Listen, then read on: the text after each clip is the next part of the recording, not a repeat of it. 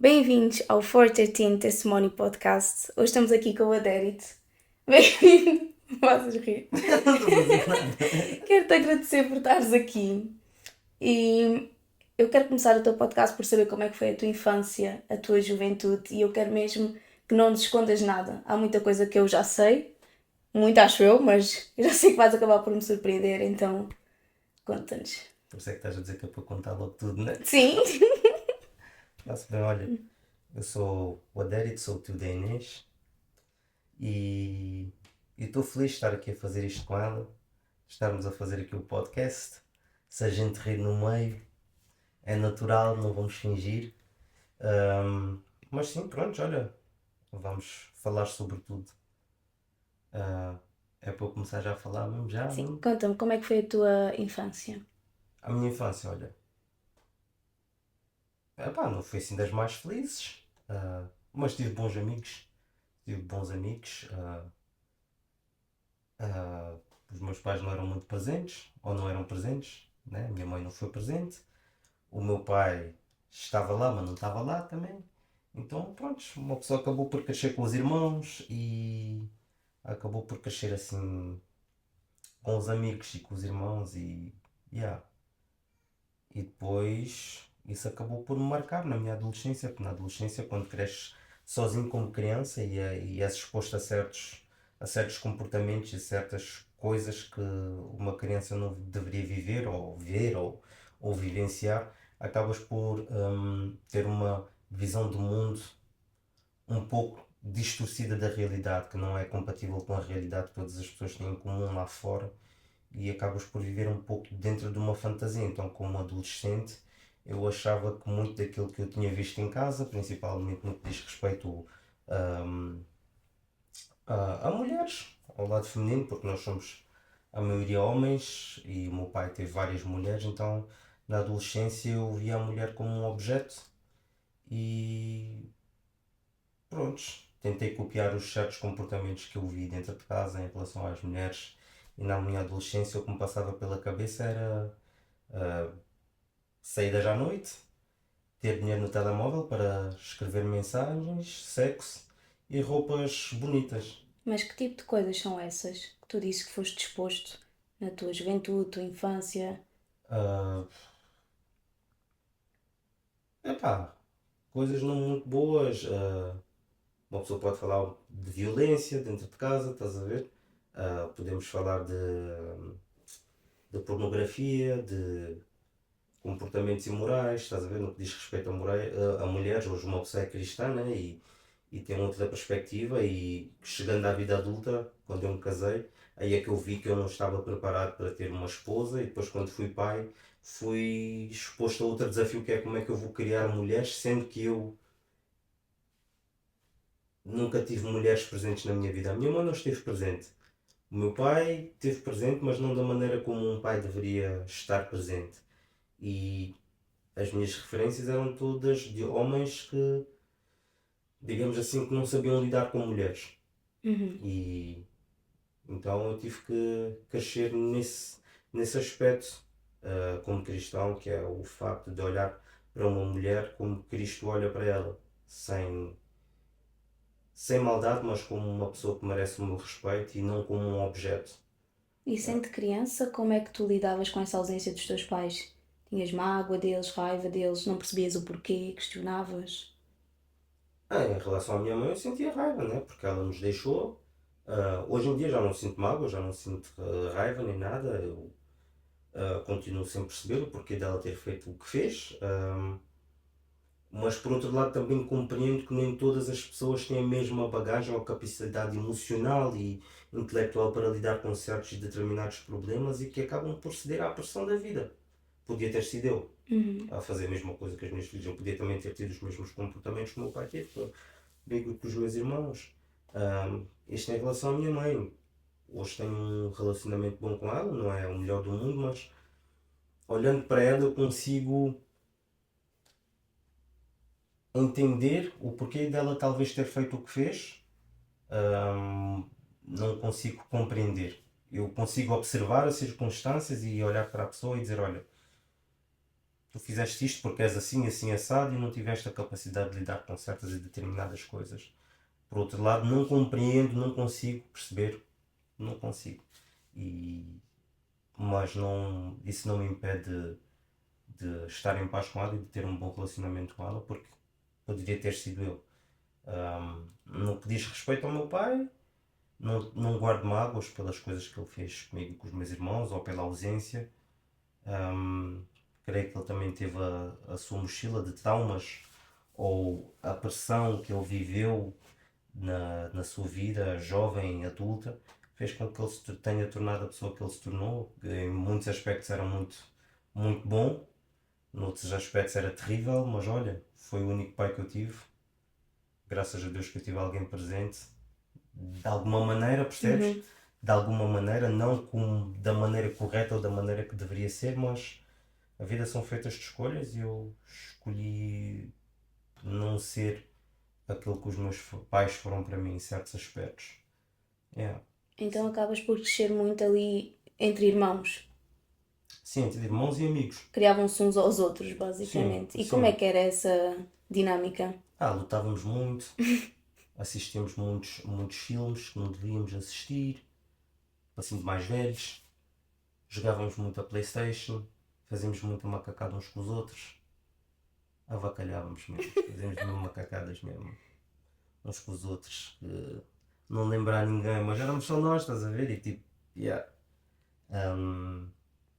Então crescemos só nós e uma, não existe, existe uma dinâmica quando crianças crescem juntas, só elas, só que não é uma dinâmica saudável porque crianças não foram desenhadas para crescer sozinhas, elas foram desenhadas ou feitas para espelhar certos comportamentos e certas atitudes e para absorver coisas decentes, não é? É isso. Então, crescer assim não é o mais positivo, porque começa a faltar um senso de identidade. Uhum. No meu caso, não me faltava isso, porque por causa da posição privilegiada que o meu pai tinha, como ele tinha uma empresa, e nós nos espelhávamos muito nesse facto de ele ter uma vida financeira estável, ou pelo menos da nossa perspectiva, digamos assim, crianças estável, em comparação com muitas pessoas que nós conhecíamos, era tipo, o meu pai tinha este carro, tinha aquilo e tal, tem ali o escritório, então para nós era aquela coisa, algo de orgulho, saber que o nosso pai se sobressaía em relação a outras pessoas. Yeah. E depois também estamos a falar de Portugal, o meu pai é africano, sobressaía-se no meio de muita gente, brancos, pretos, estás a ver? Isso era, de certa forma, uma pessoa. Em criança, tu vês tipo, ele é mesmo um herói. Tipo, Yeah. ele pode fazer bué de porcaria, pode ser mesmo mau, pode não ser o melhor, mas ele representa-me. Uhum. Quando eu estou em algum lugar, eles dizem, o teu nome é assim, assado, e és filho dele, né? E uma pessoa sentia logo, tipo, estás a ver? Tipo, então uma pessoa cresceu, a minha pessoa em criança cresceu com uma certa ilusão de que Patente. estava Eu tudo sou bem, filho. estás a ver? Mas o tempo que ele estava presente, como é que era? Eu e o meu pai, Contigo, com os teus irmãos? eu e o meu pai nunca conversamos. Nunca conversámos, né? Nunca tivemos uma conversa. Ele era muito sério em alguns aspectos, ou em muitos aspectos, parecia que estava sempre a trabalhar na cabeça dele, preocupado. Como ele tinha a empresa dele e tinha as suas responsabilidades, acho que ele passava muito tempo ocupado dentro da própria mente e isso fazia com que ele tivesse certos comportamentos agressivos connosco ou com outras pessoas, o que fazia com que nós nos sentíssemos tensos na presença dele. Não sabíamos se podíamos nos virar para a esquerda ou para a direita, ou se podíamos rir, se não podíamos rir, porque de que maneira é que ele haveria de agir, percebes? Ou reagir à, à nossa, à nossa alegria ou à maneira como nós nos expressamos como crianças, gritar, correr, gozar uns com os outros, fazer macacadas uns com os outros, tipo assim, será que eu posso, será que eu não posso? E se eu fizer, será que vou levar uma? Ou coisa do Yeah. género. Então uma pessoa quando ele estava presente, ficávamos quietos. pouca movimentação, pouco barulho. Yeah. Quando Então, ele não estava, aí fazíamos era macacada até dizer chega. aquilo que vos apetecia. E Yeah. eram muitas as vezes que estavam assim, só entre irmãos em casa. Sim, E isso era, faz com que era também praticamente sempre. passasses muito tempo na rua. Ou não? Não, só quando ele nos deixava. Não, Ok. não. Quando ele nos deixava, porque se a gente estivesse na rua e ele soubesse, as consequências seriam más. As consequências não seriam nada boas. Às vezes, o melhor, às vezes quando a gente estava de castigo, pedíamos a um amigo nosso, "Ei, vai lá pedir ao nosso pai para a gente ir para a rua." E já aconteceu dele nos enganar, dizer, não, o vosso pai vos deixou. Quando o meu pai chegou, bufetada ali, bufetada acolá, bora para cima, não, mas o indivíduo disse que a gente podia ir para a rua. Mas não era bem assim. Ou às vezes ele esqueceu-se, né? Yeah. Então, mas ele nos permitia estar na rua e também nos dava assim as coisas que nós necessitávamos. Só que chegou um ponto na minha adolescência que o que mais me importava já não era aquilo que eu recebia em termos materiais, mas quem sou eu? Como é que eu me vou comportar no mundo lá fora? Ah, quais são os componentes dos meus pais ou daqueles que eu vejo como figuras autoritativas na minha vida?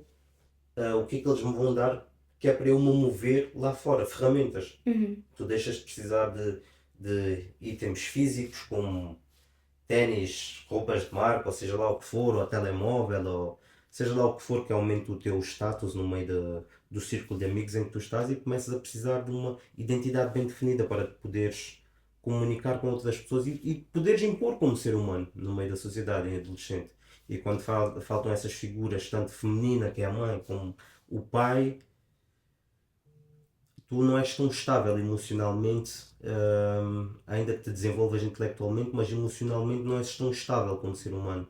Acabas por ficar, não introvertido, mas viver muito dentro da tua cabeça a perguntar-te quem sou eu e como é que eu me devo posicionar. E como é que buscaste essas respostas? Epá, não foi bem busca. Acho que eu fui confrontado. Porque eu vivia num lugar onde lá no Monte Belo e tinha lá os meus amigos, pretos, brancos, todos nos dávamos bem. E quando eu fui para a escola da Bela Vista com 16, 17 anos, aí é que o pessoal, não, quando tu falas pareces branco. Ou então quando tu escreves, eu quando estava a escrever contigo pensei que era um branco que estava a escrever comigo. Um gajo, não, ou então tipo, do outro lado, tu não fazes porcaria, não fazes nada disso, nem pareces preto. Ou estás a falar com outros, toma aqui isto, não, estou satisfeito, não quero comer mais. Não, toma aqui um pedaço de pão, não, já comi, está tudo em ordem. Estás com mania só porque és filho de XX pessoa e não sei o quê. E uma pessoa fica tipo, então, mas. E aí eu começas a fazer a pergunta, então quem sou eu? Como é que eu me posso definir e como é que eu me posso impor de maneira que as pessoas olhem para mim de, e saibam que eu sou sem olhar para o meu nome, sem olhar para a minha cor de pele, sem olhar para a maneira como eu falo, tipo, sempre colocar dentro de uma gaveta, estás a ver? E tentavas provar o contrário, tipo às pessoas, tu nem fazes isso, não pareces preto. Então depois começavas a tentar fazer essas coisas para te enturmar, para te enquadrar, ou Não, não? eu sempre tive, como é que se diz? Eu fui sempre Uma personalidade forte. confiante. Confiante, eu nunca me deixei assim influenciar por outros e também tinha o meu círculo de amigos não era grande, era pequeno, mas eram bons amigos, isso continuam a ser até hoje, então nunca senti pressão para ser alguém que eu nunca fui ou para tentar ser alguém que, Uhum. sei lá, nunca tentei ser alguém que eu não sou, estás a ver? Sempre tentei me descobrir em várias coisas, principalmente naquilo que diz respeito à criatividade, seja escrever, seja dançar, seja de tudo um pouco, estás a ver? Eu Sim. sempre gostei da criatividade, então sempre me tentei descobrir nesse aspecto. Ahm, mas nunca tentei me enquadrar num estereotipo de ser humano em que já estava incutido nas pessoas, tipo para preencher um requisito, és preto, tens que fazer isto e aquilo. Falas assim, então és tipo branco, ou sei lá. Não, para mim, eu era eu. Yeah. E eu sempre fui eu, então nunca, até hoje esse tipo de coisas me acompanham. Não, nem vale a pena falar disso. Isso vai ser sempre assim, as Yeah. pessoas vão ter sempre de tentar te colocar dentro de uma gaveta consoante os teus estereotipos físicos ou os dons que tu manifestas. Então tu fazes isso, então é assim. Então és assim. E depois estás ali. E depois como Não, é por que tu acaso não. vais crescendo e mesmo o teu trajeto na escola e etc., sem esse apoio? Porque não era sem apoio de mãe, sem apoio de pai, como é que um adolescente faz isso? Epá, estás-me a fazer essa pergunta, essa é uma pergunta.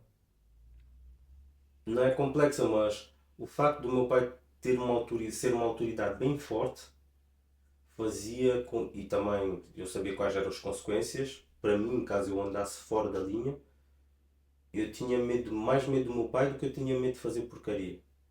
Eu sabia que se eu fizesse porcaria na escola ou sei lá o quê, eu sabia, pá, em casa vai ser pior, meu.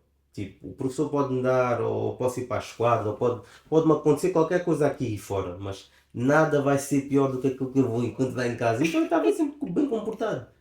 Ahm, no que dizia respeito às minhas notas. Eu não queria tirar más notas porque sabia que ia apanhar ou ia ficar bem mal e o meu pai ia ficar bem furioso. Então o que é que um gajo começou a fazer? Tirar notas médias, eu não estudava muito, nunca fui assim muito estudar. Então tirava as notas médias e falsificava a assinatura dele. Yeah, E ele assim, nem reparava. Não era não, daquele pai que chegava a casa e perguntava: Olha, como é que estão as notas? Como é que não sei o não, quê? é porque o que é que aconteceu? Uma pessoa mostrava as boas notas, era igual, assinava. Estás a ver? Quando mostrava as más notas, um gajo apanhava. Então, tipo, parece que não te interessa muito. Então vou falsificar aqui a tua assinatura. Pegava o livro de cheques, punha nas janelas, o texto por cima, desenhava, ia para a escola, ficava a olhar para a professora a ver se ela notava. Por isso é que a minha assinatura parece com a dele, estás a ver? É Então, porque uma pessoa fez muito aquele movimento, estás a ver? tudo aquilo que tu fazias era tipo já a pensar no que é que tu ias encontrar em casa. Yeah. Tu nunca experimentavas muito, nunca saías muito, nunca testavas muito porque já sabias que em casa. Não, eu sempre eu sempre fui rebelde de natureza. E epá, a minha rebeldia se mostrou primeiramente quando eu pus brincos. Pus brincos, tinha aqui 16 anos. Eu saí de casa, disse para os meus amigos, olha, vou pôr brincos. Disse para os meus amigos, vou pôr brincos. Ai, não vais fazer isso, ai, teu pai. Ai, estás maluco. E eu mesmo dentro do meu coração a lutar com aquele sentimento. Não, eu vou pôr brincos. Aí eu passei por uma orivesaria, paguei para uns 7 euros, ou o que foi, furaram umas orelhas. Disse para os meus irmãos, para o meu amigo Miguel, ai, eu pus brincos. Ai, o teu pai vai-te matar, meu, o teu pai vai-te matar. Aí fomos para casa, estava lá e todos a olharem, ai, mano, estás mesmo lixado. Ai, o pai vai-te mesmo matar, não sei o quê. Aí eu liguei para o meu pai, pai, e como é que seria se eu tivesse colocado brincos? Tira já isso das orelhas! E o meu amigo, ai, o teu pai vai-te matar. E eu disse, aí Miguel, tira lá. Ele tirou, aí eu tipo naquela tipo, yeah, yeah. Aí não sei quem é que me deu, disse assim, não, põe mesmo, põe mesmo. Aí ele já não estava a encontrar o buraco, aí furou uma orelha outra vez, não sei quantas vezes.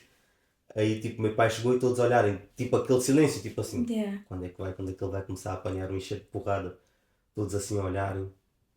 E o meu pai viu-me, só que ele não fez nada. Ele viu, ficou furioso, estás a ver? Mas acho que ele ficou tipo assim, como é que ele vai agir, estás a ver? E estás a ver quando alguém está à procura de um motivo mesmo que Uhum. é para soltar a bomba. E mais tarde ou mais cedo isso aconteceu, ele começou a mandar vir e não sei o quê. Mas eu não me lembro de ele me ter obrigado a tirar o brinco, os brincos. Ahm, o que aconteceu foi ter pai falou comigo, não, não podes andar com dois brincos, isso é muito maricas, não sei o quê, utiliza só um, que ele também só tinha um. E eu naquele tempo era tipo aquelas pérolas e os diamantes. Eu tipo, primeiro fiz aquilo que ele me disse e depois disse, fogo, mas já furei as duas, agora vou só andar com um. Aí uma pessoa comprei aquelas pérolas, ok, tipo brancas, não sei o que, andava só com aquilo. Mas isso foi o quê? Tinha 16 anos. Um, depois também deixou crescer o cabelo. E havia uma altura, não sei que era a altura do Kuduro, ok? E depois começou a aparecer o pessoal com raças. E um gajo também com um sabão azul e branco. E com uma meia começou a enrolar o cabelo. E o cabelo começou a crescer aí com um gajo, olha.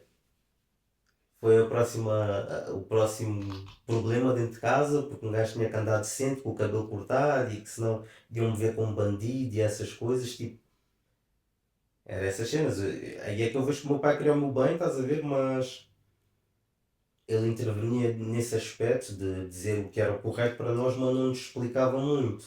Uhum. Só dizia tens que andar assim assim porque senão as pessoas vão te ver assim e assim assado. Mas não falava das próprias experiências, não aprofundava não tinha sensibilidade, era tipo faz assim pronto, ponto final, estás a ver? Yeah. Yeah, eu não cortei o cabelo também. Não cortei, E deixei tu na crescer, estava altura rebelde mesmo. buscavas tipo uma figura paternal em alguém? Tipo alguém que te pudesse ajudar, alguém com quem pudesses falar, pedir conselho? Ou andavas mesmo pelas tuas ideias, pela tua Andava com os meus cabeça? amigos. Andava com os meus amigos. Assim, a pessoa que era mais próxima, assim, como adulto de mim, assim, quando eu era adolescente, a pessoa mais, assim, adulta que era mais próxima de mim, assim, que eu via assim com respeito e com um carinho muito grande, assim, de forma até paternal. Paternal não vou dizer, mas que se eu sabia que se eu precisasse de alguma cena mesmo, era o meu irmão, tipo, já faleceu, teu pai, tipo, era o único que eu sentia, tipo, aquela cena, tipo assim, olha, se eu precisar de alguma cena, eu vou falar com ele. Eu não ia falar com o meu pai. Se eu precisasse de 5 euros, eu sabia que eu podia falar com o meu pai. A resposta podia ser positiva, mas a probabilidade de ser negativa, ainda com raspamento, era bem maior, estás a ver? Yeah. E com o meu irmão, um gajo sabia, pá, se não tiver nada, e está-se bem, estás a ver? Então, não me espelhava nele, mas sentia-me seguro e sabia que se precisasse de alguma coisa, até se fosse para conversar, teria sido com ele, mas de maneira geral eu acho que andava muito com os meus amigos, conversava muito com os meus amigos. E as lembranças assim que eu tenho de conversas, ou alguém conversava comigo, mas para eu interagir com outras pessoas para Uhum. conversar sobre sentimentos, ou seja lá o que fosse o que me estivesse assim a pesar no coração, era com os meus amigos. Yeah. Ok. E depois, quando é que acontece uma mudança nessa tua rotina? Porque isso é a tua juventude, é assim, cresces muito com os teus irmãos, com os teus amigos, Yeah. etc. Quando é que há uma mudança? É quando tu vens para aqui viver ou Não, antes? não, bem antes, bem antes. É pá, tipo, para mim, a minha adolescência foi bem curta, tipo, Uhum. 16 até aos 17 anos. 15, 16, 17, mas eu só me lembro mais assim dos 16 aos 17 anos que eu entrei numa fase muito intensiva de me satisfazer a mim próprio e de procurar satisfação uh, ou proximidade, como é que eu posso dizer, intimidade, através do sexo. Para mim era o que eu buscava mais, estás a ver? Tipo, eu quero ser como o meu pai, queria ser como um dos meus irmãos, queria fazer sexo, falar com miúdas e curtir. Curtir, ter dinheiro no telemóvel, vestir roupas bacanas. Assim, bem, como é que se diz? Novo, egoísta? Fútil também. Fútil, fútil. Já não tinha nada na cabeça, nada, nada. Então, tipo, dos meus 16 até aos meus 17 anos era isso que me passava pela. Eu não tinha preocupações. Eu não tinha que pagar água, não tinha que pagar. Eu não pensava em Mas nada dessas estudavas coisas. nessa Mas altura? sim, eu ia para a escola. Ia para a escola, eu ia para a escola, tipo, estava mesmo a viver a vida de adolescente, sem preocupações. E aí um dia, pronto, olha, tudo mudou. Eu tinha 17 anos, que foi quando o meu irmão faleceu. Para mim aquilo foi um grande choque, tipo. Ali o meu mundo virou de cabeça para baixo, as coisas mudaram radicalmente. Porquê? Porque até lá então tinha outras pessoas que mantinham o meu lifestyle, estás a ver? Ou outra pessoa que era o meu pai trabalhava juntamente com o meu irmão, então o meu lifestyle ali estava tipo, entre aspas, garantido, estás a ver? Então eu não me preocupava com nada, as minhas preocupações eram fúteis, estás a ver? Tipo, preocupações de nada. Yeah. Qual é a próxima festa? Tenho dinheiro no telemóvel. O que é que eu vou vestir? Não sei o quê. Aquela moça é bonita. Escrevi uma mensagem, ou vou descrever, ou coisa do género. Não eram preocupações de verdade, estás a ver? Aí quando o meu irmão faleceu, aí foi que eu, tipo, deu-me uma cena, tipo, parece que fez um clique na minha cabeça. Foi a primeira vez que vi o meu pai a chorar mesmo. Vi assim, tipo, a desgraça mesmo na minha casa, estás a ver? Não era uma coisa, tipo, as coisas não eram perfeitas lá. Não eram perfeitas, longe de perfeitas, mas ali deu para ver a desgraça, a tragédia. Nem a desgraça, a palavra correta mesmo é tragédia. Estás a ver quando tu vês as pessoas tristes de coração mesmo, estás a ver? Tu vês uma mãe a chorar pelo filho, sem querer acreditar, tu vês os teus irmãos todos desorientados, tu vês o teu pai a chorar e tu ficas tipo assim, tipo, eu vou voltar para a cama quando acordar isto vai ser só um pesadelo, tipo, isto não é normal. E depois o meu pai que sempre foi assim saudável, em termos saudáveis no sentido em que ele estava sempre a trabalhar, de repente os cabelos ficaram todos brancos, ficou fraco, depois teve AVC, não sei o quê. Depois eu ver o meu irmão morto e tipo, lidar com aquilo e depois o meu pai deixar de trabalhar e ficar tudo assim. Estás a ver quando a tua estrutura se desmorona, tipo Uhum. assim, já não tens ali chão, não tens nada. Aí eu fiquei tipo, tudo aquilo que para mim me importava deixou de importar. Fiquei tipo, epá, e agora? Porque para mim, na minha cabeça, epá, o meu pai dava-me tudo o que eu precisava em termos materiais, mas chegou uma altura, porque o facto de eu não ter um amparo emocional da parte dele ou de outras pessoas, hum, não me incomodava, já estava habituado, não sabia o que era isso. Mas incomodou-me não ter o amparo material. Então eu com 17 anos decidi ir para o exército. Yeah. Foi a primeira vez que tomei uma decisão séria. Yeah. De onde é que veio essa ideia? Epá, foi como eu te disse, o clique mesmo foi o que aconteceu com o meu irmão. Aí a vida passou a ter seriedade para mim. A vida passou a ser uma cena séria, tipo, já não era tipo brincadeira, já não era aquela coisa, no fim de semana eu vou para onde? Ou vou vestir o quê? Vou curtir o quê? Vou escrever com quem? Tipo, para mim, não que eu tenha deixado de pensar nessas coisas, mas Claro. para mim passou a ser nem secundário nem terciário, passou a ter, não ter tanta relevância para mim, estás a ver? Então eu comecei a pensar como é que eu posso me sustentar a mim mesmo e continuar a estudar. Um, eu nem sei como é que eu cheguei a essa ideia do exército. Eu sei que eu pensei, vou para o exército. E sabia que lá se podia estudar. E fiz uma pesquisa na internet, então eu sabia, olha, posso ir para o exército, vou praticamente estar lá a viver, as minhas necessidades materiais vão ser supridas, vou treinar, vou ter uma disciplina, um, e vou poder continuar a estudar, ainda vou ter um salário. Isso foi o que me passou pela cabeça. Parecia uma ideia top. Como é que foi lá? No início foi muito bacana, mas depois encontrei pessoas muito ignorantes, meu. Muito estúpidas. Muito estúpidas mesmo, ignorantes. Que...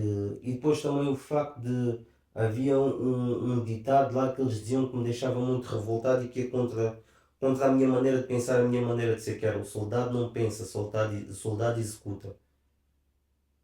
Não pensas, meu. Quando tiram a capacidade de pensar, estás a ver? Tu tornas-te mesmo idiota.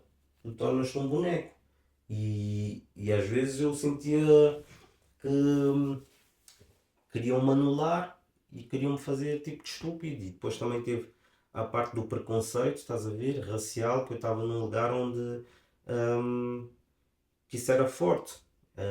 Eu até aos meus 18 anos, 17, 18 anos, eu nunca tinha pensado nessas coisas de racismo, porque o meu grupo de amigos é tudo misturado, Uhum. somos todos juntos e nunca tinha havido essas coisas de racismo ou preconceito ou coisas do género. E quando eu faço 18 anos, uma pessoa começa a ver cada coisa e a ouvir, que eu comecei a ficar assim, então, mas isto é um mundo real mesmo? E depois, estando no exército e a ouvir falar de. Estão-te a chamar HP e tudo, então, mas o que é esta porcaria é essa? É homem preto. Então, mas deita estas confianças, ou estão a chamar o outro de barrote queimado e o caraças. Eu disse, Queres olha, rir? não naquele Ah, rir, olha, eu sou cristão, mas há certas pessoas, eu é. já perdoei, mas ao mesmo tempo, Deus sabe do meu coração. Eu não, olha, isso aí foi uma Mas fase da como minha é que foi vida. lidar com esse choque? Porque também de onde tu vinhas lá na Bela Vista e assim é tudo muito misturado. Ali Yeah. não há. Não, Setúbal em geral, Sim. tudo misturado. Para mim não foi uns. Eu tenho facilidade em estar com pessoas, estás a ver? O meu problema era, primeiramente, o anulamento intelectual. Não pensas, tu executas, estás a ver? Não questionas, tu fazes aquilo que te dizem. Eu percebo uma parte porque que funciona assim, mas a longo prazo, quando não te desenvolves, eu só fiquei lá um ano e eu não era o único que pensava assim, havia outros que, lembro-me de um gajo a dizer assim, fogo, é impressão minha ou desde que um gajo está aqui ficou mais burro? Yeah. É porque tu encontras com certas pessoas, tem gente muito boa, conheci gente muito boa, mas onde eu estava foi como eu te disse, por isso é que eu não quero generalizar, não é algo generalizado, mas encontrei pessoas muito ignorantes, mas muito ignorantes mesmo. muito idiotas e estúpidas e em certos aspectos maldosas, estás a ver? Que tentaram fazer coisas comigo, tipo para me partir, para me quebrar emocionalmente e psicologicamente e até fisicamente, só que não conseguiram. Isso formou muito o meu carácter. Chorei muito, mas não me fizeram desistir. Que tipo de coisas? Epá, tentarem te fazer mal fisicamente, inventar mentiras e tentar fazer mal fisicamente, né? Acho que, digamos só assim, fazer mal fisicamente a mim e a outros que estavam aliados a mim ou que gostavam de mim, estás a ver? Para causar divisão e, e discórdia, estás a ver? Daqueles que gostavam de mim. E isso para mim foi terrível, porque tu estás numa instituição onde tu prometes dar a tua vida juntamente com outros em combate, estás a ver? Onde cada um cobra as costas um do outro e internamente estão-te a tentar comer praticamente vivo, Yeah. estás a ver? Ah, porque não andas como eles querem, porque não falas como eles querem e cenas assim, ou porque não reages como eles querem que tu reajas, principalmente naquilo que diz respeito à agressividade, tipo assim, és preto, tens que agir aqui, bate-me aqui, vem, faz isso e Yeah. aquilo. Ah não, agora que és o Obama, andas ali de livros, nunca vais ser nada e gente como tu eu já vi, cenas assim desse género, estás a ver? E a quererem fazer mal fisicamente, tipo, a arranjar pretextos, estás a ver? Um, e um gajo com 18 anos, se fosse hoje eu teria agido de outra maneira em certos aspectos, estás a ver? Mas em muitos aspectos tive medo, não tive coragem, era muito jovem, yeah, mas foi uma experiência que vou levar comigo para toda a vida. E se vou passar às minhas filhas, e se eu tiver um filho homem um dia, a mesma coisa, de lhe dizer: olha, aquilo que eu te ensino aqui dentro de casa não é porque eu sou mau, é porque as pessoas lá fora conseguem ser piores, conseguem ser muito más e tu não tens noção Yeah. de quantas pessoas podem ser más contigo. Não tens noção. As Era o pessoas. que estavas a dizer ontem também, né? Que como homem, tipo, ninguém quer saber. Ninguém quer saber de como é que tu estás a sentir ou Ninguém. não. Ninguém quer Tipo, saber como é que tu estás. Ninguém quer saber como é que estás. Perguntam-te se estás bem, mas é aquele tipo assim: estás bem? Se disseste que não, olham para ti em silêncio e mudam de conversa. Estás a ver? Tipo assim: já não estás fixe. Então olha e começam a falar de outra cena. Dizes que estás bem, também é a mesma coisa, a mesma reação. Não há um interesse genuíno para saber como é que a pessoa está, mas isso é. Uma pessoa cresce com isso e tem que aprender a lidar com essas coisas e ir para a frente. Mas como tu me perguntaste em relação a essa parte do exército, com 18 anos, olha, fui para lá e decidi tentar ser uma melhor pessoa. Yeah. E nessa jornada aí do exército, que eu tinha prometido ao meu irmão que ia tentar ser uma melhor pessoa. E aí eu comprei dois livros. Foi do Martin Luther King e a autobiografia dele e a autobiografia do Gandhi. É, e foram os primeiros livros de carácter religioso que eu comecei a ler. É, e me marcaram assim um pouco. Pelo menos o meu interesse pela espiritualidade. É, estava mais afim do Gandhi por causa da resistência não violenta. uhum. E o Martin Luther King também adotou os seus princípios, então para mim era tipo, mesmo fixe. Yeah. E depois quando eu vi que já não estava a dar mais para mim ali no exército por causa de certos comportamentos como a discriminação, como a nulidade intelectual ou a falta de desenvolvimento intelectual. Eu queria estudar e inscrevi-me quando eu fiz tipo, a minha carta de demissão é que não, agora os teus papéis já chegaram para estudar. Eu disse, aqui não fico. Um, e depois também comecei a ver que existem certas coisas, que existem certas pessoas que são protegidas. Eu lembro-me de ter tido estresse com um gajo lá que ninguém suportava ele. Ninguém suportava aquele indivíduo. Ele era, epá, Deus me perdoa, mas era um indivíduo, vou dizer só insuportável. E ele teve uns comportamentos comigo e eu parti para a agressão física. Eu falei com ele. E eu sou um gajo que eu não desbravejo muito. Eu disse, olha, lá fora, depois vai acontecer assim, assim. Estavam todos a olhar, ninguém me levou a sério. Fui lá, falei com ele, olha, fizeste isso, não sei o quê. Toma, acho aqui. Lutamos, aconteceu tudo e não sei o quê. Ninguém suportava ele. Tu ouvias o pessoal pelos corredores a dizer, mesmo, ainda bem que alguém fez isso e não sei o quê. Mas quando estavam na tua frente queriam-se dar umas dures e não sei o quê. E, fizeste errado e tudo mais, estás a ver? E aí começas a ver a hipocrisia das pessoas que querem fazer as coisas, só não querem sujar as mãos e nem querem, não querem dar a cara a tapa, estás a ver? Não têm coragem para fazer certas determinadas coisas. Não estou-me a justificar ou a dizer que foi correto. Claro. Não, até que... Não posso dizer que foi Não, correto. sim. O que eu quero dizer é que o indivíduo ultrapassou certos limites que ele não deveria ter ultrapassado e eu tive que me defender e tive que... Poderia deixar passar? Poderia, mas... Pô, com 18 anos, ou tu te impões, foi o que eu pensei na altura, ou eu me impunha, ou eu ia sofrer comigo mesmo, não ia estar em paz comigo mesmo e ele ia continuar a ter certos tipos de comportamento comigo e com outras pessoas que já não dava, estás a ver? E ninguém fazia nada. Depois disso acabou. Então houveram alguns motivos pelos quais eu saí do exército. Um, foi um dos motivos mais fortes foi a discriminação, o facto de eu não ter conseguido estudar, o facto da ignorância que eu encontrei lá dentro. Pessoas muito ignorantes, mas muito ignorantes mesmo. E isso fez-me querer sair do exército. Entretanto, quando eu estava lá, uma tia minha que vive aqui na Alemanha foi-me lá visitar e foi a primeira vez que eu pensei em emigrar. É.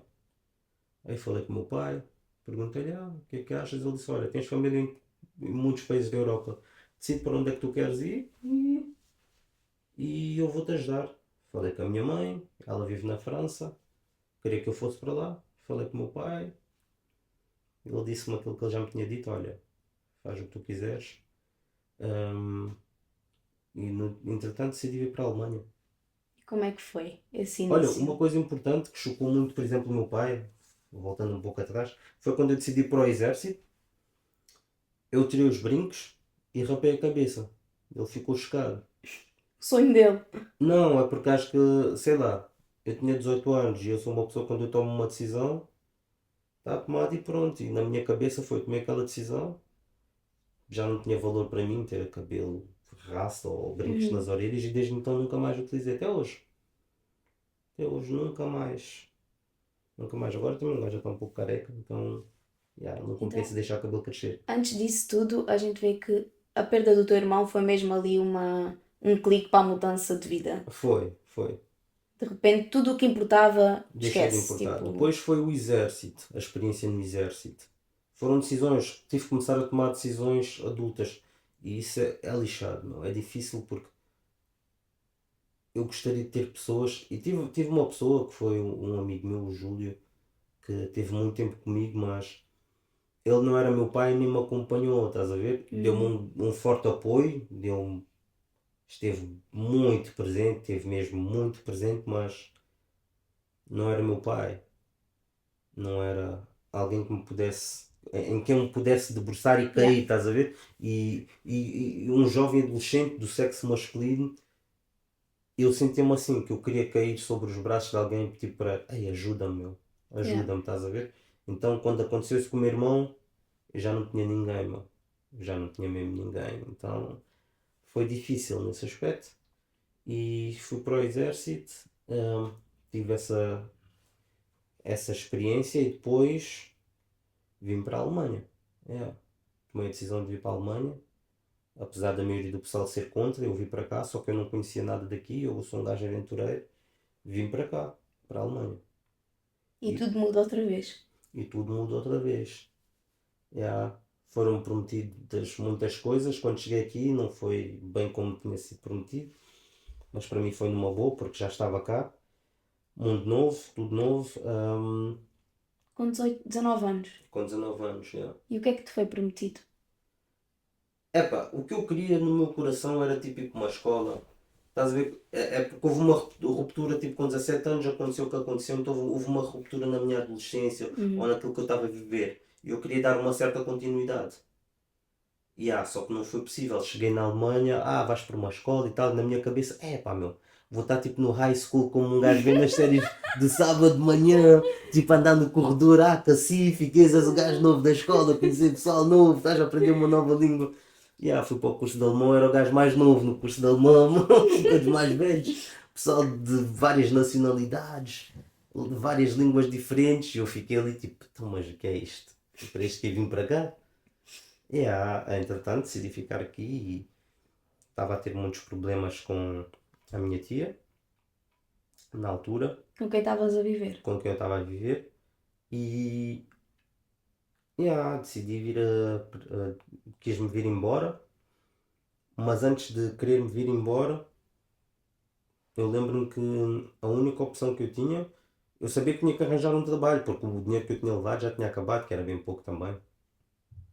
E eu lia muito o livro do The Secret, do Dan Brown, então eu estava nessa vibe da atração e de atrair coisas, então eu tinha imagens de notas, de como é que se chama, de carros e roupas, porque eu queria ser bem sucedido, até ouvi uma música do Trey Songz que era o Successful, e eu achava que se eu olhasse para aquilo e lesse o livro, que o universo ia trabalhar de tal maneira para me atrair essas coisas todas. Só que não estava a acontecer. Não estava a acontecer. Eu esforcei. Estava-me a esforçar, mas o universo não me estava a atrair. Pelo menos, olha, consegui andar de avião. Mas que tipo de problemas são esses que começas a ter com a tua tia? Coisas bem estranhas. Cheio de contato, não acreditas, estás a ver? E também não convém falar sobre isso, que é para não expor a senhora. Tipo, eu gosto bem dela, eu sei que ela gosta de mim. Tivemos os nossos desentendimentos. Ahm, E a convivência não foi, como é que eu te posso dizer? Não foi, não dava mais, digamos assim. E aí, olha, fiz uma oração a Deus, foi a primeira vez que eu orei. Não fui na cena do Dan Brown. Eu peguei numa vela, acendi e falei com Deus, disse, olha, preciso de um trabalho, isto e aquilo. Assim uma cena mesmo simples. E no dia a seguir a minha tia tinha feito umas chamadas e achou um trabalho para mim. Epá, eu estava no. Tens que ver que eu estava aqui na Alemanha, país estrangeiro, não sabia falar a língua, sabia umas frases ou outras. E ela disse: olha, veio toda feliz, achou um trabalho para ti, não sei o quê. E eu fiquei tipo, primeiro séptico, tipo, não vai dar em nada porque eu não sei falar alemão. E ela: olha, o restaurante não é português, mas o cozinheiro é português e a chefe sabe falar um pouco de português.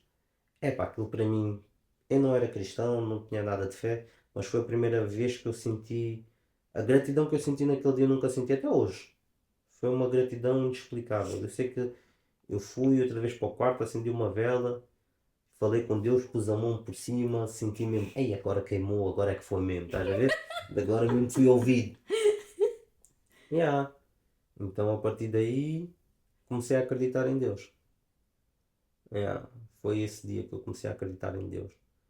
Só que não era o Deus da Bíblia, era um Deus que estava lá em cima, ou algures, que ouvia as minhas preces, mas que não tinha uma atividade ativa na minha vida.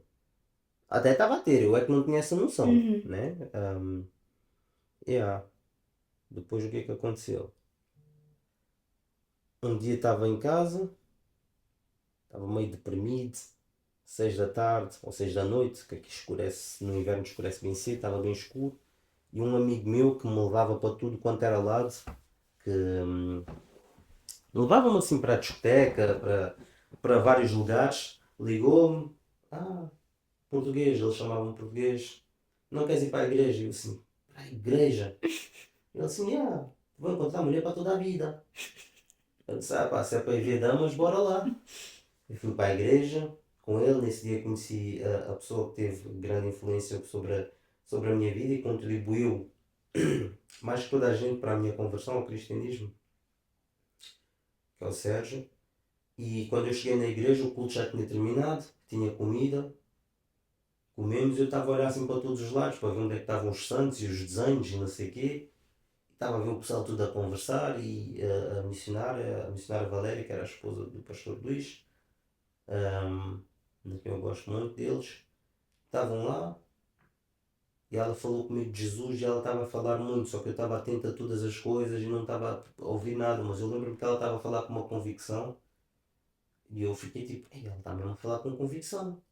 E depois ela falou, falou, falou, eu não ouvi nada, mas a convicção dela eu estava a ver e eu estava a prestar atenção a tudo, Ahm, principalmente a comida que já tinha acabado, as E tu damas, estavas ali a ouvir. yeah, e as damas que não estavam lá, estava a fazer as coisas todas. Aí ela perguntou-me, então tens uma Bíblia? Essa foi a parte que eu ouvi. Ela falou bem e depois quando ela perguntou, tens uma Bíblia? Eu olhei, não. Aí, não, vamos estar. Aí o Sérgio veio, não, dou-te uma. Deram-me o Novo Testamento, fui para casa, depois li várias vezes assim o Novo Testamento. Eu li o Novo Testamento em poucos dias. Tudo, Tudo. tudo. Não percebi foi nada. É, li e reli e depois tipo, fiquei naquela, tipo, está-se bem. E passado uns dias o meu amigo, o Sérgio, liga-me outra vez, então português, não dizes nada, desapareces e não sei o quê. Eu, então, a gente só se viu uma vez, né? Tipo, eu não quero estar a incomodar, não quero ser chato. Não, vamos desencontrar e quês. Ah, entretanto, passou um tempinho, depois estava noutro lugar, apareceu outra senhora que também tinha estado na igreja, ela lembrava-se de mim, veio falar comigo, nunca mais foste à igreja, e não sei o quê. E eu tipo, não me lembro de ti, não estavas lá. Eu, ok, vai lá. E eu fiquei tipo, ok, está-se bem. Aí encontrei-me com esse rapaz, o Sérgio, e falamos mais de Deus e tudo mais. Ele deu-me um livro que era do Billy Graham, do Evangelista. E lá eu estava a ler o livro, não lembro de nada do que eu li, mas eu lembro-me de uma frase que me parecia que se tinha saltado assim, deu-me mesmo, acertou-me, que era Deus a falar para o povo dele, Israel, em Jeremias, a dizer, olha, o meu povo fez uma coisa muito má. Cavaram, deixaram as fontes de águas vivas e cavaram para si cisternas rotas. E aquilo era eu, meu. Eu não queria Deus, mas eu queria tudo, todas as outras coisas. Eu tinha feito uma oração, mas não era um Deus com personalidade, com carácter, não era um Deus que estava disposto a estar presente na minha vida. Eu tinha cavado uma cisterna, estás a ver? E ali está o Deus a dizer assim: o meu povo me deixou. Eu ainda não fazia parte do povo dele, mas eu senti aquilo, tipo assim, fogo. Esse Deus está aqui a falar, ele está-lhe a dizer que lhe deixaram e que eles cavaram os seus próprios meios para satisfazer cisternas, fontes que davam água, mas que não saciavam a sede, estás a ver? E eu estava ali a ler aquilo e eu assim, li aquilo bada vezes, aquele versículo, porque aquilo estava mesmo tipo, estava-me a tocar muito. Fiquei a olhar e eu assim, fogo, isto sou eu. Isto sou eu, meu. Eu estou a cavar cisternas que não têm água, ou que têm um pouco de água, eu bebo, mas não fico saciado. Yeah. E entretanto, depois, continuei a ter relacionamento com esse meu amigo Sérgio e voltei a ter stresses com a minha familiar, que eu amo muito, mas tivemos muitos stresses. É a realidade. E então, olha, eu decidi que ia para Portugal, ia voltar. Estava mesmo determinado, saí de noite, o restaurante estava fechado, fui ter com a minha chefe. Não, primeiro fui à agência de viagens, perguntei-lhes quanto é que custava um bilhete para Portugal de avião, era muito caro. Perguntei-lhes quanto é que era de bus, eles disseram, era um preço muito acessível. Eu perguntei quando é que o bus ia embora, o autocarro, eles disseram, olha, amanhã. Eu disse, olha, reserva mesmo esse bilhete aí para mim. Fui ao restaurante à noite, falei com a minha chefe, disse, olha, eu gosto muito de vocês, vocês foram simpáticos comigo e tal, ahm, mas eu vou ter que me ir embora. Então, mas porquê? Olha, tenho aqui certos problemas que não está a dar para eu ficar aqui, então eu vou ter que me ir embora. Ahm, Podes-me pagar, por favor, o meu dinheiro? Então, mas tu não querias estudar? Eu disse, não gostas daqui? Gosto. Então, e do que é que tu precisas? E eu, tipo, naquela de ironia, disse, olha, eu preciso de um trabalho fixo, de um contrato a tempo inteiro e preciso de uma casa. A minha chefe disse, eu vou-te dar isso. Eu fiquei tipo boneco, tipo assim, só assim mesmo. Eu não pedi. Fiquei tipo, estás-me a dar mesmo isso. Yeah. Entretanto,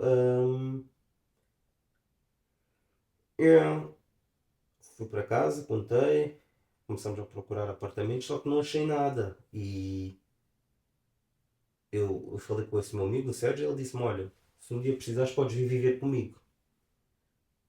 E tipo, eu não levei aquilo a sério, fiquei tipo naquela, está-se bem. Só que depois a situação com a minha família foi se tornando cada vez tão insuportável que eu tive que sair. E eu falei com esse meu amigo, o Sérgio, e ele disse, não, vem para cá. Só que quando eu cheguei lá, a casa dele era muito pequena.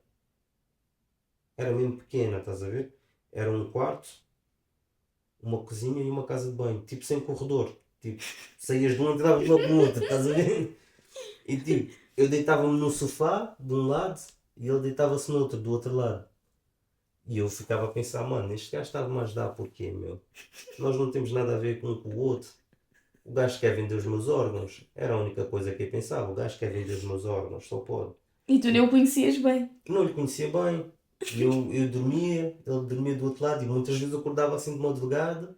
Tipo assim, será que é agora que ele vai me tentar atacar para vender os meus órgãos, estás a ver? Yeah. Ahm, Só que o que é que acontecia? Muitas vezes eu acordava, eu gajo estava a orar, a ler, a cantar os louvores dele e eu ficava mesmo assim a olhar, tipo, ei, este gajo está mesmo marado, meu.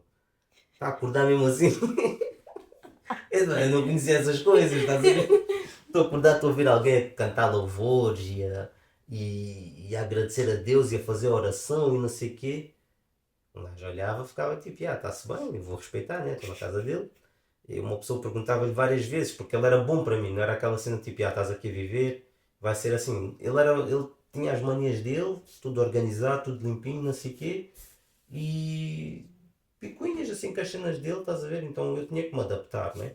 E eu lembro-me de lhe perguntar, ah, porquê estás a fazer isso? Estás-me a ajudar porquê? Ele dizia-me, ah, é porque Deus quer. Só mesmo assim. E eu ficava sempre a pensar, epá, alguma coisa não está certa, isso é mentira. Ele tem um plano. E na minha cabeça era mesmo, olha, quando eu dormir mesmo profundo, vou acordar mesmo assim um lado do fígado ou uma Ai, cena que assim. horror. Na minha cabeça era o que me passava. Acordar bem de madrugada, e agora é que ele vai me atacar. O gajo a dormir mesmo, e eu, ei, depois de manhã a cantar louvores e a ler e não sei o que, um gajo falou assim, fogo, eu estou a ficar paranoico, só pode. Eu estou a ficar paranoico, eu devia estar na paz dele, a fazer as cenas dele. E depois ele trazia-me roupas boas, sapatos bons, tipo cenas novas e dava-me, estás a ver? Isso ficava tipo assim, eu sabia que ele não era gay, nem tinha Yeah. intenções assim sexuais ou coisa do género comigo. Ele tinha família e as cenas dele, estás a ver? Tipo um gajo bem resolvido.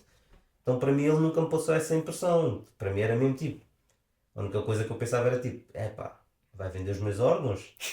Só pode, estás a ver? E eu sempre. E depois tipo, eu conhecia os amigos dele e familiares e todos queriam me conhecer, estás a ver? Todos a estranharem muito, tipo, mas este gajo não está a viver nem com a namorada nem nada e está a viver com este gajo aqui que ele acabou de conhecer. Tipo, todos queriam me Yeah. conhecer e eu ficava mais tipo assim, pá, o pessoal está-me a querer conhecer, alguma coisa não está fixe, estás a ver? E eu sempre. Faz tudo parte do plano. E eu sempre queria perguntar, pá, meu, porquê que estás-me a ajudar? Se é a vontade de Deus, Deus quer que eu te ajude. Está-se bem. Aí eu ouvir os meus sons, às vezes ponho um pouco alto e tiro essas músicas, isso é do Satanás e não sei o quê. E eu falo, meu pá, esse gajo está mesmo a abacalhar. Está a fazer as orações dele, agora está a dizer que a minha música é do Satanás. Entretanto, uma cena aconteceu, que eu estava a ouvir as minhas músicas, fui dar a minha volta com os meus fones e comecei a sentir falta de paz, meu. E comecei a apagar as músicas uma por uma. E aí, na conversa com ele, aí comecei a ouvir um cantor que eu gosto muito, que é o Lecrae. Ele é cristão, estás a ver? Faz música saudável. Yeah. Depois comecei a ouvir umas pregações, umas cenas. Eu lembro-me de ver um pregador, dois. Ele mostrou-me o Silas Malafaia e não sei o quê. Epá, só que não bateu, estás a ver? Aí vi uma pregação do Josué Irion, um pregador aí das antigas. E epá, curti mesmo aquilo, fiquei mesmo assim, epá, cena fixe, mano. Já não me lembro o que é que ele disse. E depois um que era o Paulo Júnior. Eu fiquei mesmo assim, fixe, meu. Gostei, gostei, gostei. E um dia estávamos na sala dele e virei para ele e disse, olha, Sérgio, sabe de uma cena? Eu quero Jesus, eu quero ser cristão. O gajo começou ali, foi feliz a saltar e glória a Deus e aleluia, e eu olhar para o gajo tipo, meu, eu não quero ser assim, eu só quero Jesus, meu, eu não quero nada disso. Tipo, eu quero conhecer Jesus. Na minha cabeça era tipo assim, não, eu quero esse Jesus, quero conhecer Jesus, estás a ver? Yeah.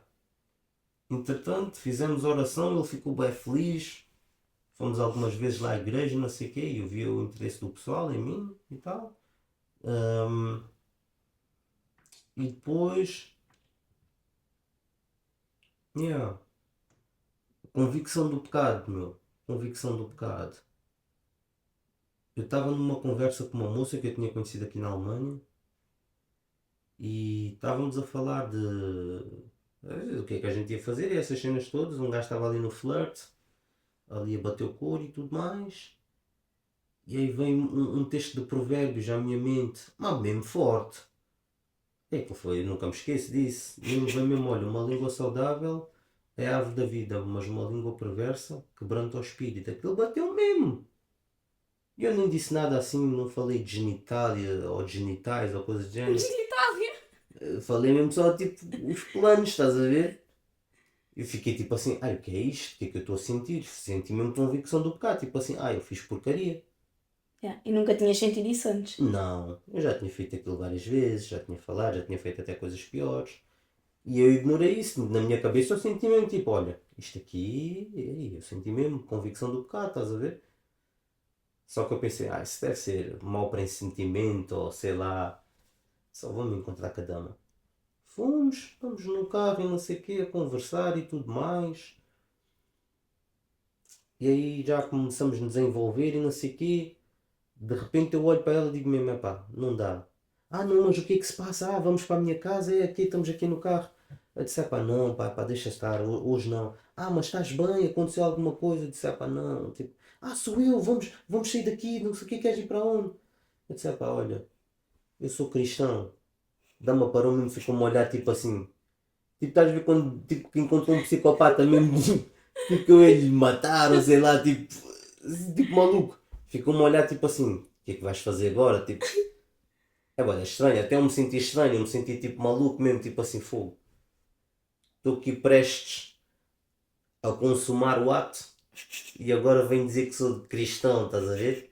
Até eu fiquei tipo assim, que é isto, Adérito?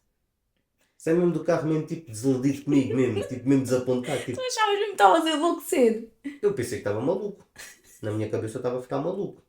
Eu andei mesmo, estás a ver, aí apanhar os comboios para ir para casa mesmo assim. Eu não estou fixe, meu. Acho que isto aqui, estar aqui sozinho na Alemanha está-me a fazer mal. Tipo, eu tenho aqui, conheço pessoal e queijo. Mas isso quase certeza que é a solidão que está-me a fazer. Tipo, estar longe da família e amigos está-me a fazer ficar mal psicologicamente e olha o que é que eu estou a fazer. Yeah. Fiquei mesmo a pensar nisso, fiquei bem tempo a pensar nisso. Entretanto, depois houveram outros momentos nos quais eu senti convicção do pecado e fiquei convencido mesmo que era cristão. Mas quando é que acontece que tu realmente mudas? Quando tu realmente aceitas, não, é isto que eu quero e esta vida que eu se levava, tipo, acabou. Não se enquadra mais comigo. Isso não houve, isso é um processo. Porque como é que eu posso dizer? O cristianismo tem uma cena especial que é quando tu vens para Cristo, é como se tu fosses carregado ao colo pela graça de Deus e tu sentes o Espírito Santo de uma maneira hum, especial, sentes-te carregado. Só conforme vais crescendo em Cristo e vais tendo mais entendimento das tuas responsabilidades como cristão, é como se aquela graça que te carregava, estás a ver? Começa-te a colocar no chão e começa-te a ensinar a dar passos de responsabilidade em direção à maturidade cristã. E foi isso que eu senti, eu não conseguia lidar bem com isso. Primeiramente, não conseguia lidar com o facto de ter um Deus na minha vida que me dizia: olha, agora vais agir assim, porque agora és meu filho e tu refletes o meu carácter, tu refletes a minha glória e eu quero que tu vivas por isso. Por outro, e depois tinha o testemunho interior que era eu sentir no meu coração. Eu sentia alegria nas coisas de Deus, estás a ver?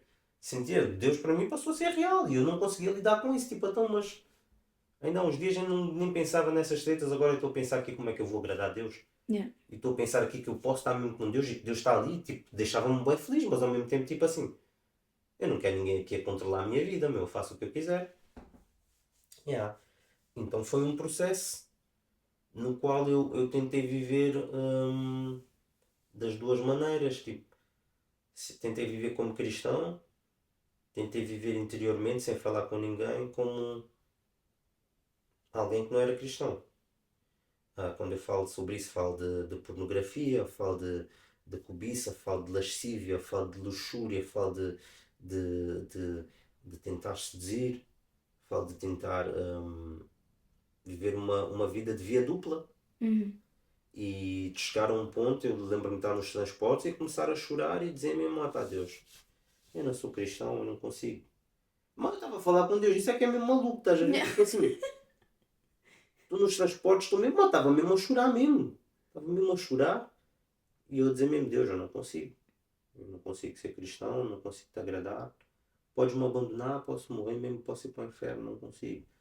E aí mesmo ver o texto de Ezequiel, o meu coração mesmo, eu vou-vos tirar o vosso coração de pedra e vou-vos colocar um coração de carne, que é para vocês andarem nos meus preceitos, e vou-vos lavar com água e vou-vos purificar e vocês vão ter nojo dos vossos pecados.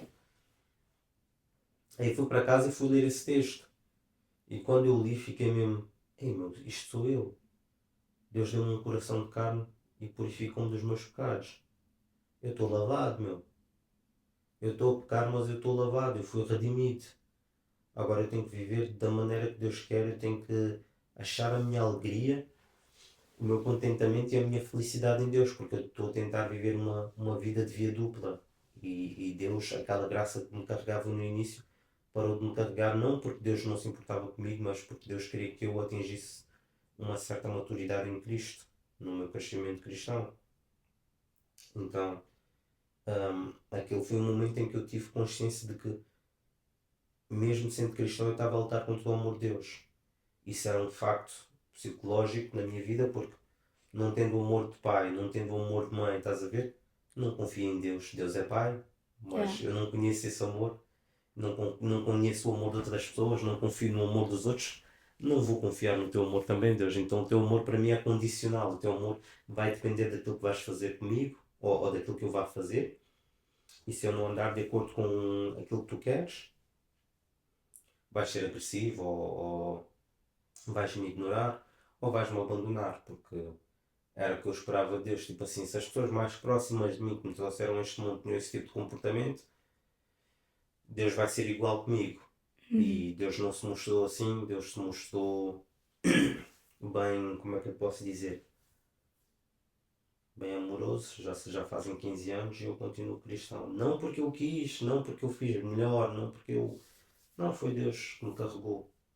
Nesses 15 anos, então, houve esse ponto em que eu decidi, não decidi, não vou dizer isso, mas que nos meus diálogos com Deus, Deus mostrou: a minha palavra fala, o meu espírito fala e tu és meu filho. Ponto final.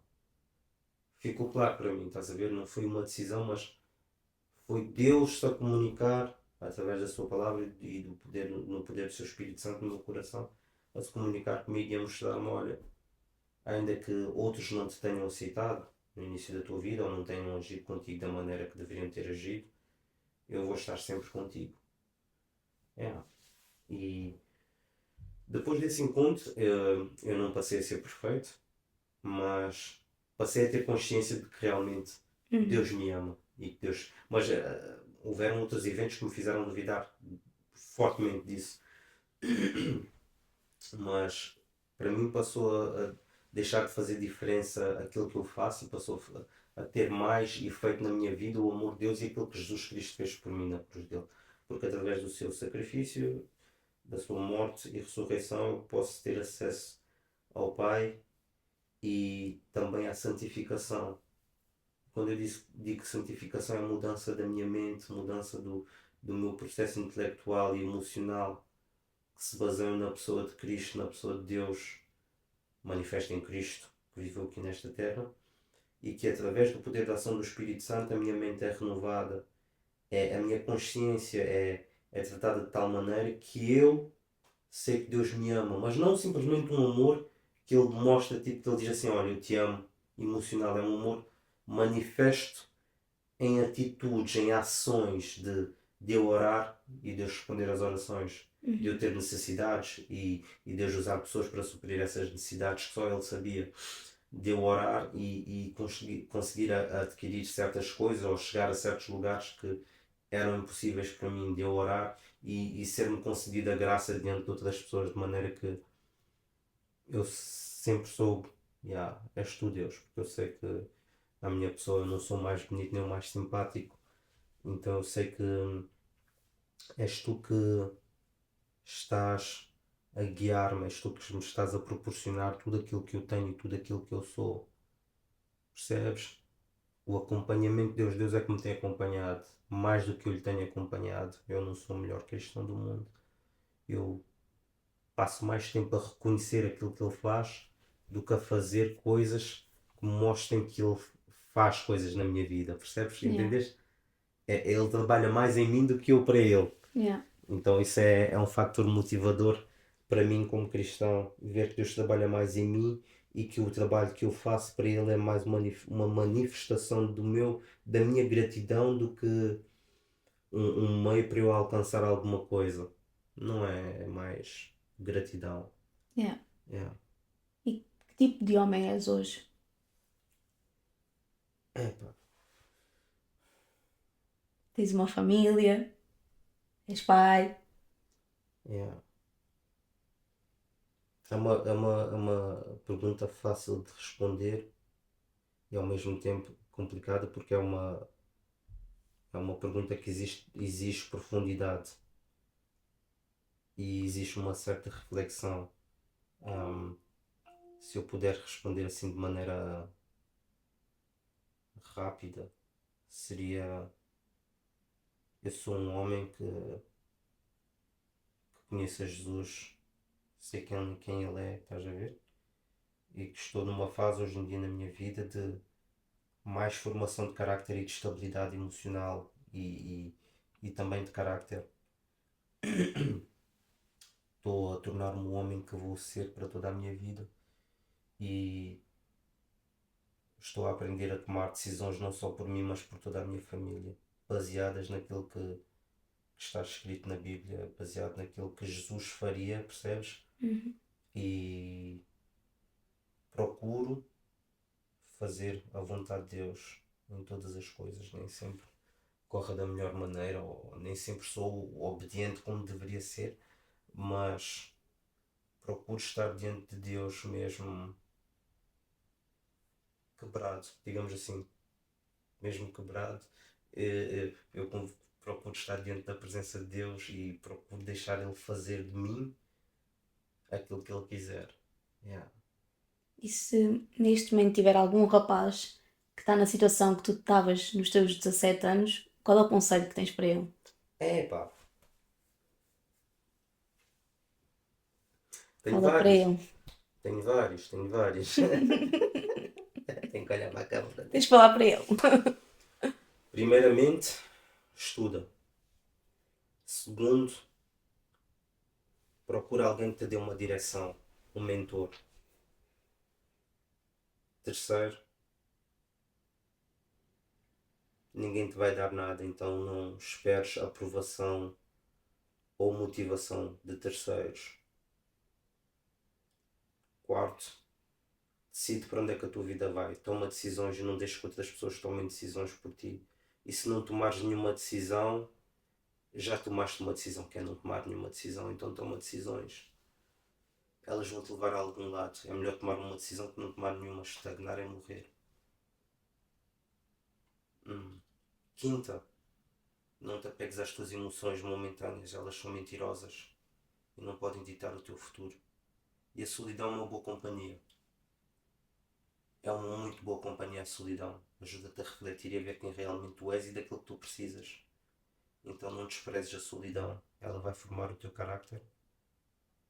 E nem ouças música, muita música com os fones, quando estiveres sozinho, nos teus momentos de mais solidão. Aproveita para refletir e pensar em quem tu és, em quem é que tu te vais tornar, para planejar o teu futuro e para tomar decisões.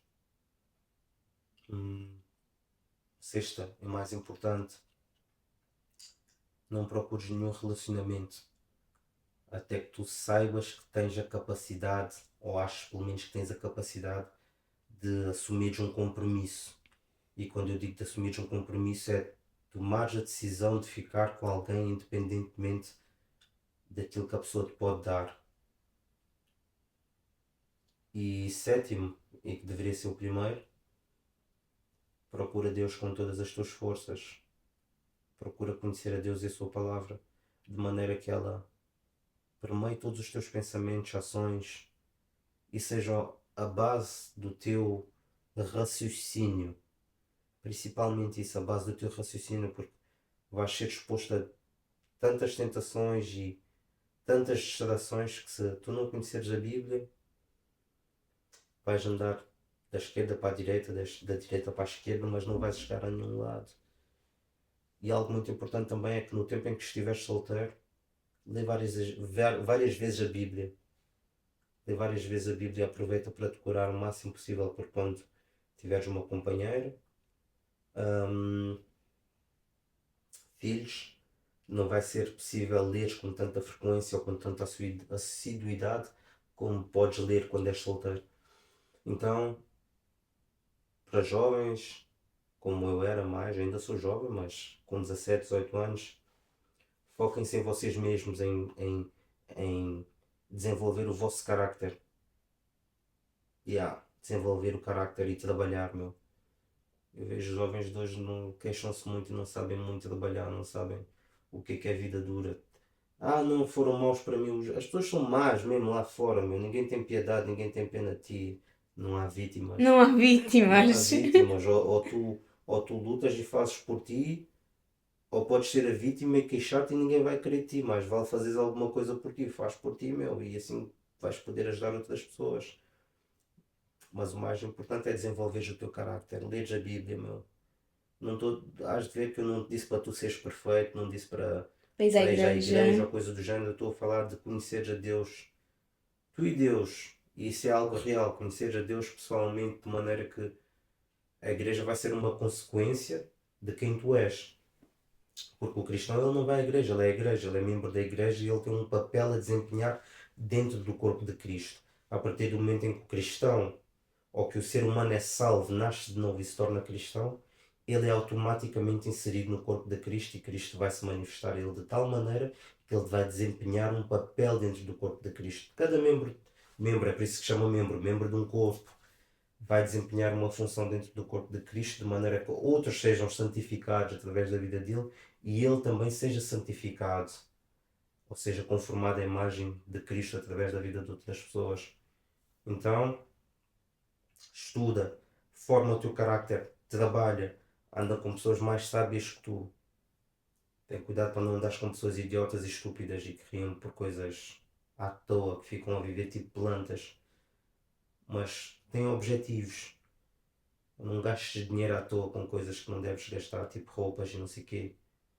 Abre uma conta bancária e junta dinheiro, porque quando chegares aos 25 anos, 26, 27, vais ter que conseguir comprar uma casa ou alugar uma. E se fores um homem, ninguém te dá nada. E as damas também não vão curtir ti porque tu não tens um quem morto. É verdade. Não tens um carro? Não tens um carro, nem tens uma bike. Eu tinha uma bike, roubaram-me. Roubaram-me. A minha bike era da marca Profeta aqui na Alemanha, vê só. Roubaram a Profeta, meu. Roubaram mesmo, meu. Então, É isso. como jovem, tens que ficar focado, meu. Porque ninguém te vai dar nada, meu. Principalmente se fores homem, foca-te, meu. Não te distraias. Não te distraias, porque não és nenhuma vítima e ninguém vai ter pena de ti. Faz por ti. Ok. Chegámos ao fim. Ok, foi Correu bem, rápido. bem. Pronto, queria-te agradecer. Queria agradecer-vos a vocês por terem ouvido.